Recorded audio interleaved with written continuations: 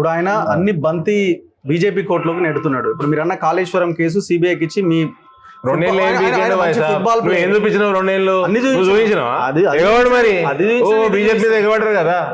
అప్పుడు కవిత 4 నెలలు లేట్ అయితే ఓహో పొద్దునక రాత్రి అనక 24 గంటలలో 34 గంటలు చూపిస్తావు నువ్వు.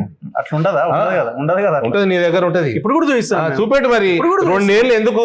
కాళేశ్వరము, ఈ కారు, కాళేశ్వరము, ఈ car, phone tapping, tonic, GST everyday అడుగుతున్నాం. మేమే అంటున్నాం ములాఖాత్. ఎక్కడ ములాఖాత్? కాంప్రమైజ్ అయిందా ములాఖాత్? కాంగ్రెస్ టీఆర్ఎస్ అయిందా? అయ్యుండొచ్చు అంటావేంది? 3 పార్టీలు అయ్యుండొచ్చు అని చెప్పలే అప్పుడు బీజేపీ మీద నువ్వు. 3 పార్టీలు అయిపోయింది. ఓ ములాఖాత్ అని కూడా చూపించారు. ఇప్పుడు అయ్యుండొచ్చు అని ఎందుకు అంటున్నావు? అయ్యుండొచ్చు అంటున్నావు. అదే నువ్వు వేసుకున్న కమిటీ కదా. ఎవరు? నువ్వు కాంగ్రెస్ వాడు వేసుకున్న కమిటీ కదా. అవును, ఆడేసుకున్న కమిటీ ఆయనకి ఇచ్చింది కదా రిపోర్టు. దొంగలని చెప్పారు కదా.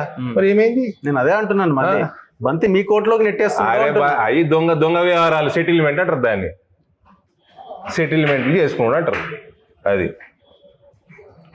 సో ఇప్పుడు ఈ రిజర్వేషన్లది ఎట్లా మరి ఏం చేయాలి? దీనికి సొల్యూషన్ చెప్తలేరు మీరు. దేనికి సొల్యూషన్ ఏం చేయాలి? నువ్వు చేసుకున్న వాగ్దానం అయ్యా, నువ్వు నెరవేర్చు. మేము వెయిట్ చేస్తాం. ప్రభుత్వాన్ని డిమాండ్ చేయండి. అరే నువ్వు చేసిన వాగ్దానాలు అన్ని నెరవేర్చు, డిమాండ్ చేస్తాం. అసలు పార్లమెంట్ లో ఇది అవ్వంది సాధ్యం కాదు. అది నీ రాహుల్ గాంధీని అడుగుపో. పార్లమెంట్ లో మాట్లాడినా రాహుల్ గాంధీ? మాట్లాడినా? ఏమన్నా పార్లమెంట్కి వస్తే కదా. ఏమన్నా వస్తేనా పార్లమెంట్కి? పార్లమెంట్ నడవనిస్తేనా? మాట్లాడినా నీ రాహుల్ గాంధీ? నీకు చిత్తశుద్ధి లేదు. నీ దద్దమ్మ పాలన కప్పిపుచ్చుకోవడానికి చేస్తున్న డ్రామాలు, బీసీలను